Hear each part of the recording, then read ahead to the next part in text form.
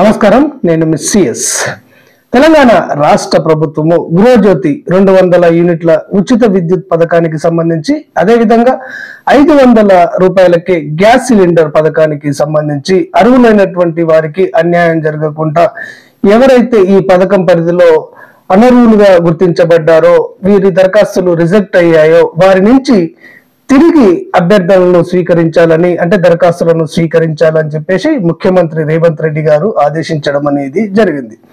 అయితే దీనిలో భాగంగానే నిన్న సాయంత్రము తెలంగాణ రాష్ట్ర ప్రభుత్వ ప్రధాన కార్యదర్శి గారు అన్ని జిల్లాల కలెక్టర్లతోటి వీడియో కాన్ఫరెన్స్ ను నిర్వహించడం అనేది జరిగింది. ఈ కాన్ఫరెన్స్ లో వారు కలెక్టర్లకు ఒక ఆదేశాన్ని జారీ చేయడం అనేది జరిగింది. ఇక్కడ ఉచిత విద్యుత్ పథకానికి సంబంధించి 500 గ్యాస్ సిలిండర్ పథకానికి సంబంధించి ప్రజాపాలన దరఖాస్తుల్లో వివరాలను సరి చేసుకోవడానికి మరియు రేషన్ కార్డు కలిగి ఉండి దరఖాస్తు చేసుకోలేకపోయినటువంటి వారికి తిరిగి దరఖాస్తు చేసుకోవడానికి ఇక్కడ ఎంపీడీఓ కార్యాలయాల్లో మరియు మున్సిపల్ కార్యాలయంలో, అదేవిధంగా మున్సిపాలిటీ పరిధిలోని వార్డు కార్యాలయాల్లో సపరేట్ కౌంటర్లను ఏర్పాటు చేసి వారి నుంచి దరఖాస్తులు స్వీకరించాలని జిల్లా కలెక్టర్లకు ఆదేశాలను జారీ చేయడం అనేది జరిగింది.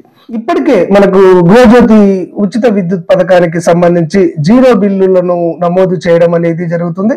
ఇక్కడ గృహజ్యోతి పథకంలో భాగంగా రేషన్ కార్డు కలిగి ఉండి అర్హులైనటువంటి వారికి 0 బిల్లులు రానట్లయితే వారు తిరిగి దరఖాస్తు చేసుకోవచ్చు. అదేవిధంగా 500కే గ్యాస్ సిలిండర్ పథకానికి సంబంధించి మహిళల పేరుపైనే కాకుండా మహిళల భర్త పేరుపైన కానివ్వండి, కుటుంబ సభ్యుల్లోని ఇతరుల పేరుపైన కానివ్వండి గ్యాస్ కనెక్షన్ ఉన్నవారు, ఆ తర్వాత చనిపోయిన వ్యక్తులపై ఉన్నటువంటి గ్యాస్ కనెక్షన్ ను వాడేవారు మరియు గ్యాస్ కనెక్షన్ ను ఇతరుల నుంచి కొనుగోలు చేసిన వారు, గ్యాస్ ను ఒక ప్రాంతం నుంచి మరో ప్రాంతానికి ట్రాన్స్ఫర్ చేసుకున్నటువంటి వారు, ఆ తర్వాత ఉజ్వల గ్యాస్ కనెక్షన్ ను పక్కన పడేసిన వారు, అంటే ఉజ్వల గ్యాస్ కనెక్షన్ వాడకుండా 3-4 సంవత్సరాలుగా పక్కన పడేసి కనెక్షన్ వాడుకలో లేని వాళ్ళు ఆ కనెక్షన్ ను రీయాక్టివేషన్ చేసుకుని ఈ 500కి గ్యాస్ సిలిండర్ ను పొందాలనుకునేవారు, వీరంతా కూడా ఇక్కడ ఈ సపరేట్ కౌంటర్ల వద్దకు వెళ్లి దరఖాస్తు చేసుకోండి.